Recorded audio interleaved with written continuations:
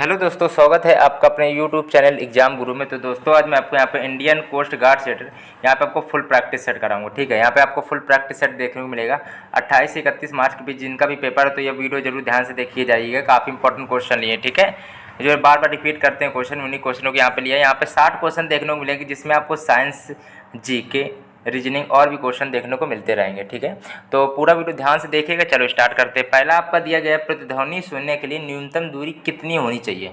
तो 17 मीटर होनी चाहिए। कितनी होनी चाहिए? मीटर में बतानी थी, 17 मीटर होनी चाहिए। प्रतिध्वनि सुनने के लिए न्यूनतम दूरी 17 मीटर की होनी चाहिए। पहले का सी ऑप्शन राइट है। दूसरा नंबर दिया गया, एक श्याम पट्ट रंग में काला क्यों दिखाई देता है? बताइए भाई। तो काले रंग के बारे में पता होगा। काला रंग क्या करता है? अवशोषित कर लेता है। इसीलिए गर्मी में क्या होता है कि काले रंग को मत पहना करो, उससे गर्मी और अवशोषित होती है। ठीक है, ये भी याद रखना, सारे रंग अवशोषित कर लेता है ना। चलो अगला होता है, देखो, निम्नलिखित में से कौन सा एक संगणक या कंप्यूटर का मुख्य निकाय है? संगणक एवं कंप्यूटर का मुख्य निकाय है। तीसरे नंबर का डी ऑप्शन, मदरबोर्ड। ठीक है, चौथा नंबर दिया गया, बिजली से धातु चढ़ाने की क्रिया या गैल्वेनीकरण में निम्नलिखित में से किस धातु का प्रयोग किया जाता है? चौथे नंबर का ए पार्ट, जस्ता का। किसका प्रयोग किया जाता है? जस्ता का यहाँ पे प्रयोग किया जाता है। इसको थोड़ा आप लोग याद कर लेना। चौथे का ए ऑप्शन राइट है। अगला दिया है, सूखी बर्फ या ड्राई आइस कहते हैं। ड्राई मतलब सूखा, आइस मतलब बर्फ। इंग्लिश में लिखा है ड्राई आइस। भाई ठोस कार्बन डाइऑक्साइड होता है भाई, CO2। और ठोस कार्बन डाइऑक्साइड इसका CO2 प्रयोग उसमें भी करते हैं, जैसे आग बुझाने में भी इसका प्रयोग करते हैं। ठीक है, ठोस कार्बन डाइऑक्साइड का, CO2 का। अगला दिया, निम्नलिखित में से कौन जटिल पौष्टिकता स्तर को दर्शाता है? छठवें नंबर का यहाँ पर राइट ऑप्शन सी पार्ट, परिस्थितिक तंत्र। सी ऑप्शन राइट है। सातवें नंबर दिया गया, एक्स किरणों की खोज किसने की थी? WC रॉन्जन ने की थी भाई, सिंपल था। सातवें का right option A part, WC रॉन्जन ने की थी यहाँ पे एक्स किरणों की खोज। ये थोड़ा आप लोग देख लेना। अगला दिया गया, मानव का वैज्ञानिक नाम क्या है? होमोसेपियंस था, सबको पता है भी। होमोसेपियंस मानव का वैज्ञानिक नाम है। आठवें का सी ऑप्शन है, राइट ऑप्शन हो जाएगा। अगला दिया गया है, अधिकांश पुष्पी पादपों में 4 गुरु बीजाणुओं में कार्यशील और अविकसित गुरु बीजाणुओं का अनुपात कितना होता है? अपविकसित पूछा गया है और 4 बीजाणुओं में, तो इनका अनुपात दोस्तों कितना होता है? 1/3 होता है। ठीक है, अगर अपविकसित बीजाणु पहले आ जाए तो 3/1 हो जाएगा। वैसे होता है आपको कितना? 1/3 होता है। याद कर लेना, यहाँ पे जो बी ऑप्शन है थोड़ा राइट है। सभी जटिल प्राणियों का शरीर केवल प्रकार के आधारभूत ऊतकों का बना होता है। कितने ऊतकों का यहाँ पे पूछा गया है? 10वें नंबर का राइट ऑप्शन आपका हो जाएगा डी, 4 ऊतकों का बना रहता है। वह मीटर जो वाहन द्वारा तय की गई दूरी को मापता है उसे क्या कहते हैं? दूरी को मापता है। दूरी तो पथमापी हो सकता है। ठीक है, देखो पथमापी हो तो ठीक, अच्छी बात है, लेकिन ओडोमीटर भी होता है। ठीक है, ओडोमीटर मतलब जो होता है ना, दूरी उरी तय करने से रिलेटेड होता है, तो ओडोमीटर भी कहते हैं। दाब का SI मात्रक पास्कल होना चाहिए, तो राइट ऑप्शन हो जाएगा 12 का सी ऑप्शन राइट है। अगला प्रश्न है, चलो भाई अब यहाँ पे थोड़े साइंस के क्वेश्चन और हैं, जल्दी से देख लो, फिर इसके बाद में जीके, फिर रीजनिंग के क्वेश्चन, फिर और क्वेश्चन देखने को मिलेंगे। पानी को 0 डिग्री से 10 डिग्री सेल्सियस तक गर्म करते हैं, तो इसका आयतन क्या करता है? पहले घटता है कि बढ़ता है? पहले यही चीज़ आप बताओ, या तो बी होगा या तो डी होगा। देखो बताओ, इसका राइट ऑप्शन आपका क्या होगा? 13 नंबर का डी ऑप्शन। पहले घटता है फिर बाद में बढ़ जाता है। 0 डिग्री से, जैसे ही मान लीजिए 0 डिग्री से 10 डिग्री सेल्सियस जाएंगे तो पहले घटेगा, पहले डिक्रीज करेगा, बाद में इंक्रीज करेगा। ऊष्मा को यांत्रिक ऊर्जा में कौन कन्वर्ट करता है? 14 नंबर का सी ऑप्शन। यहाँ पे ऊष्मा इंजन है जो ऊष्मा को यांत्रिक ऊर्जा में बदलता है। रेफ्रिजरेटर होता है। रेफ्रिजरेटर क्या होता है? ऊष्मा इंजन पर आधारित है। अच्छा ये बताइए, रेफ्रिजरेटर होता क्या है? आपका शीतलक होता है। अब शीतलक क्या होता है? फ्रिज, जहाँ सभी घरों में होती है अधिकतर, फ्रिज आप लोगों को पता होगा। ठीक है, चलो अगला दिया, जूल तथा अर्घ्य किसके मात्रक है? जूल तथा अर्घ्य किसके मात्रक हैं? बताइए। 16 नंबर प्रश्न दिया गया है, राइट ऑप्शन इसका क्या होगा? तो कार का मात्रक भी जूल होता है।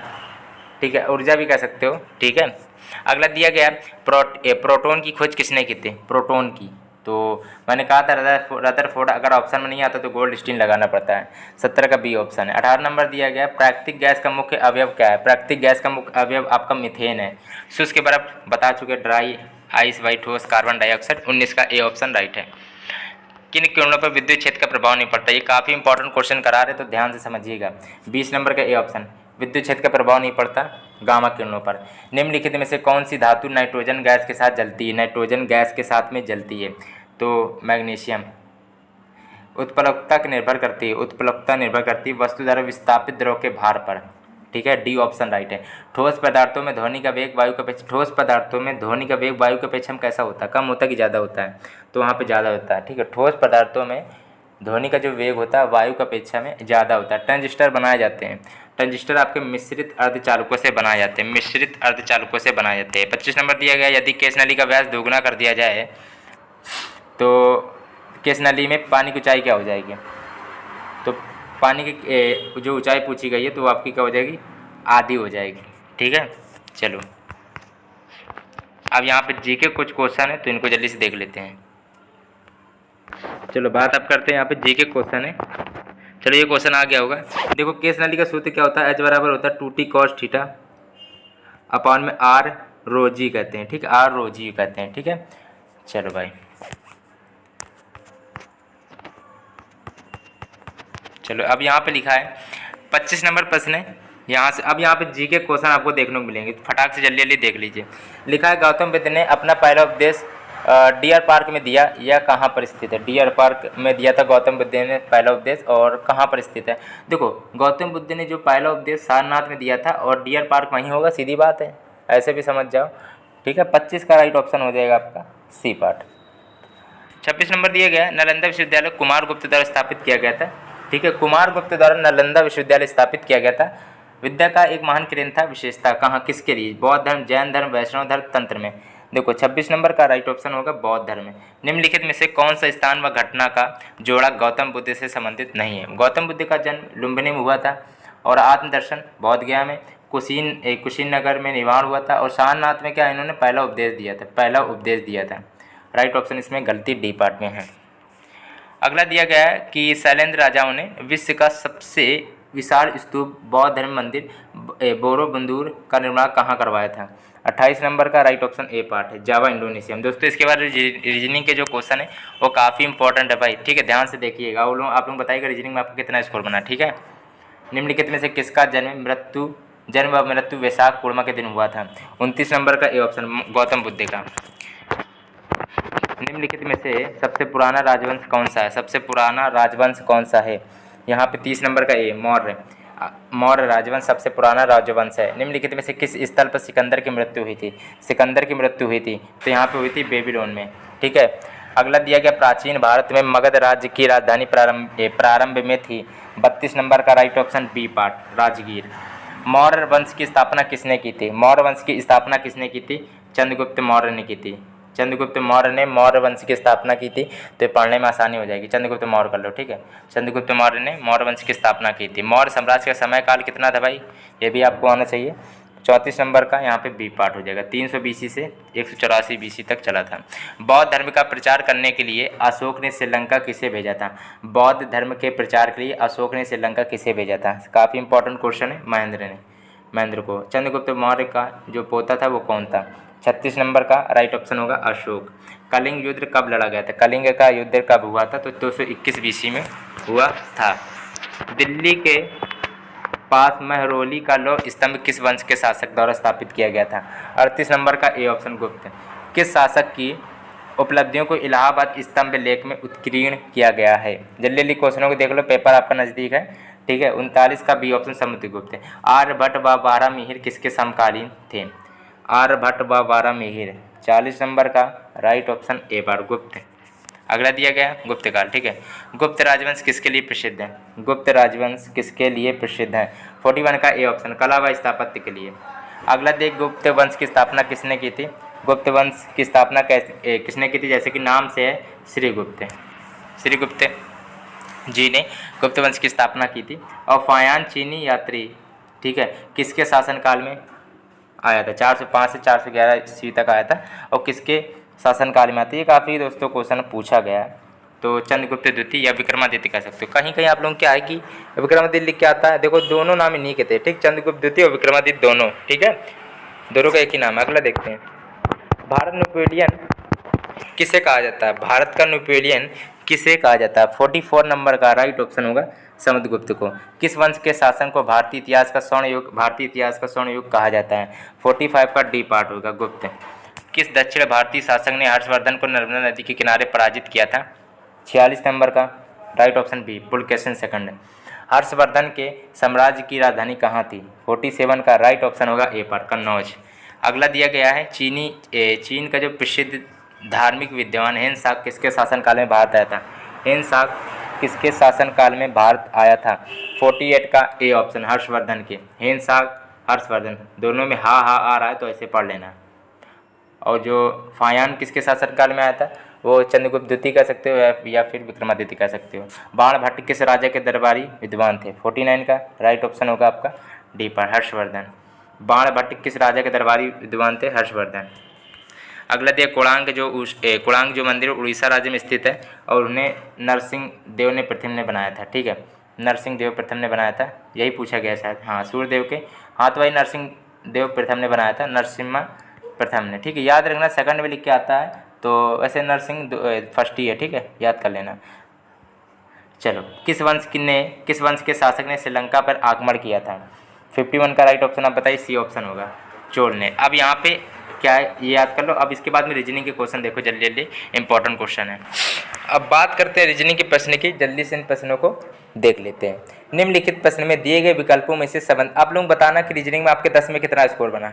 ठीक है, निम्नलिखित प्रश्न में दिए गए विकल्पों में से संबंधित शब्द को चुनना। प्रोटीन आपका शारीरिक विकास से रिलेटेड है, विकास से। कार्बोहाइड्रेट शारीरिक ऊर्जा से, मतलब ऊर्जा से। प्रोटीन से विकास होता है, कार्बोहाइड्रेट से ऊर्जा मिलती है। ये चीज़ आप लोगों को पता होनी चाहिए। ठीक है, देखो ये 3 तो आराम से गलत हो ही गए। पतलोर नहीं मिलेगा भाई, कभी भी नहीं, बीमारी थोड़ी मिल जाएगी कार्बोहाइड्रेट से, ताकत नहीं एनर्जी होती है। अगला दिया गया निम्नलिखित प्रश्न में दिए गए विकल्पों में से संबंधित अक्षरों को आपको चुनना है। ठीक है, तो देखते हैं क्या होगा। इस पैटर्न से कर लो। सी के बाद में क्या आता है? DE, -2 का गैप चला है। अब बी 2 नंबर पे आता है, -2 करोगे तो बचा 0, मतलब जेड आएगा लास्ट में। जेड केवल एक ही ऑप्शन पे राइट ऑप्शन हो जाएगा। ठीक है, पता होगा आप लोगों को जेड, जैसे ए लिखा है, ए के पीछे हम लोग जाना तो जेड हो जाता है, ऐसे पता होगा। ठीक है, तो जेड से स्टार्टिंग एक ही ऑप्शन पे है। देखो आप लोगों को जेड से कितने ऑप्शन दिख रहे हैं? एक ऑप्शन दिख रहा है, ये सी वाला नहीं होगा, डी नहीं होगा, ए नहीं होगा, बात खत्म। क्योंकि देखो सारे क्वेश्चन अटेम्प्ट करने हैं इस बार, नेगेटिव मार्किंग बिल्कुल नहीं, जल्दी जल्दी सारे क्वेश्चन आपको करने हैं। ठीक है, निम्नलिखित प्रश्न में दिए गए विकल्पों में से संबंधित संख्या को आपको चुनना है। तो तीसरा नंबर प्रश्न दिया गया है, ऐसे कर लो। 5 चौक 20 होता है +1, और 7 चौक 28 होता है +2 कर सकते हो, ऐसे भी कर सकते हो। 1 मिनट रुकिएगा। 7 6 42, चलो ठीक है, अब समझ में आ गया। 7 6 42 और प्लस का आप लोग कर सकते हो 1, मतलब 43 आएगा। चलो ठीक है, अब समझ में आ गया। देखो कैसे करना था, देखो 5 में 1 थोड़ा घटा के 4 से गुणा करना था, तब +1 करना था। अब 7 का गुणा उसमें करना था, 7 से 1 कम करके 6 से गुणा करना था, +1। 7 6 42 43। ठीक है, इस पैटर्न से कर लेना। अगला दिए गए निम्नलिखित प्रश्न में दिए गए विकल्पों में से विषम शब्द को चुनना है। विषम शब्द को चुनना है, बताइए। भौतिकी, रासायनिक, जीव विज्ञान, ये भौतिक के अंतर्गत आते हैं। भूगोल आपका थोड़ा अलग कैटेगरी का है। अगला दिया गया है 5वां नंबर प्रश्न दिया गया है, निम्नलिखित प्रश्न में दिए गए विकल्पों में से विषम अक्षरों को चुनना है। तो बताइए क्या होगा इसमें। वैसे 5वां नंबर दिया गया है, इसमें बताइए क्या होगा। देखो आप लोगों को इन लोगों के इनके जो बीच है काफ़ी गैप दिख रहा हो, तो इससे क्वेश्चन नहीं निकाल सकते, गैप निकाल के नहीं कर सकते हो। फिर यहाँ पे फिर दूसरा रूल फॉलो करता है वॉवेल कॉन्सोनेंट का। यहाँ पे देखो वॉवेल होते हैं A E I O U, 5 vowel होते हैं, बाकी सब कॉन्सोनेंट होते हैं। तो ये वॉवेल है, E आ गया, A E I O U, U इसमें भी आ गया, ये भी वॉवेल बन गया कुल मिला के। ए इसमें आ गया, ये भी वॉवेल, लेकिन इसमें A E I O U कोई भी वॉवेल नहीं है। इसमें एक भी वॉवेल नहीं है कि एक वॉवेल आ जाए, कुछ नहीं है वॉवेल इसमें। इन तीनों में वॉवेल आ चुका था। देखो इसमें यू वॉवेल आ गया, इसमें ई, इसमें ए, लेकिन इसमें कोई वॉवेल नहीं है, इसलिए राइट ऑप्शन डी पार्ट है। देखो ऐसे ही करना। अगर एक मिनट रुकिएगा, अगर गैप निकाल रहे इन दोनों के बीच का स्पेस, इनसे स्पेस देख रहे हो, ए एल काफ़ी अंतर है। एल 12 में, एल आपका कितने में आता है? 12। ए ये 1 में आता है।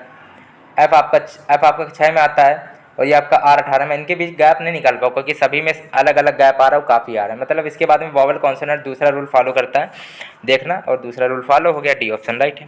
निम्नलिखित प्रश्न में दिए गए विकल्पों में से विषम संख्या युग्म को आपको चुनना है। पहले तो ऐसे ही सोच रहे होंगे 2 दूनी 4 4 दूनी 8, फिर आपका ये 2 रूल नहीं फॉलो हो रहा है, मतलब ये अलग तरीके से होगा। ठीक है, देखो ऐसे कर लेना, 2 दूनी 4 होता है, 4 दूनी 8 होता है, 6 तिक 18 होता है। ये सब पहाड़े आए, ये सब आपस में कट रहे हैं, लेकिन 10 52 कभी नहीं कट रहा है। या 50 होता तो ठीक था, 10 पचे 50 हो जाता, ठीक था। लेकिन ये सब तीनों आपस में कट रहे हैं, 2 दूनी 4, 4 दूनी 8, 6 तिक 18, लेकिन 10 से 52 नहीं कट रहा है। राइट ऑप्शन आपका डी पार्ट। विषम है थोड़ा, ठीक है, अलग है इन तीनों से। निम्नलिखित प्रश्न में दिए गए विकल्पों में से विषम शब्द युग्म को चुनना है। 10 में स्कोर जरूर बताना अपना। 7वें नंबर का राइट ऑप्शन क्या होगा? डी पार्ट है, ठीक है। 7वें का क्या हो जाएगा? डी पार्ट हो जाएगा। चलो अगला चलो भाई देखते हैं दी गई आकृति में कितने त्रिभुज हैं, ठीक है। चलो देख लेते हैं भाई कितने त्रिभुज हैं। इसमें ये आपका एक त्रिभुज है, चलो इसको देख लेते हैं ऐसे। एक त्रिभुज, 2 त्रिभुज, 3 त्रिभुज, 4 त्रिभुज, 5 त्रिभुज, 5 मिल गए आपके त्रिभुज टोटल, ठीक है। अब देख लेते हैं, ये आपका हो गया 6, ये आपका हो गया 7, 7 हो गया, ये हो गया 8, ये हो गया 9, ठीक है, 9 हो गया। अब ये आपका हो गया एक 10, और ये आपका हो गया 11, तो बच्चा में ये पूरा एक लास्ट 12, ठीक है। ये कौन सा हो गया दोस्तों? 12 हो गया पूरा, ठीक है। लास्ट में ये भी जोड़ लिया करो, भूल जाते हो गए, तो 12 हो गया टोटल, दिक्कत वाली बात नहीं है। चलो अगला दिया गया। अब ये मत सोचना कि इसको पूरा 3 मान ले रहे हैं, 3 मत मानना। 3 तब माना जाता है जब ऐसा कुछ होता है, जब यहाँ से बंद भी होता है तब होता है। 1 यहाँ लिखो, 2 यहाँ, 1 + 2 = 3, लेकिन यहाँ पे ऐसे नहीं था ना, इसलिए इसको 1 2 अलग करके जोड़ना पड़ा, फिर ऐसे निकाला, फिर सब कुछ कर लिए, 12 आ गया। सी ऑप्शन राइट है। 9वां नंबर दिया गया, 10 क्वेश्चन है, अपना इसको जरूर बताइएगा इसमें कि ठीक है, रीजनिंग में 9वां नंबर का बताइए क्या राइट ऑप्शन आपका होगा। यही है कि दी गई उत्तर आकृति में से उस प्रश्न आकृति निहित है किस में, देखो तो आराम से मिल गया होगा, सी ऑप्शन राइट है मेरे हिसाब से। देख लो भाई, आराम से मैच कर रहा है,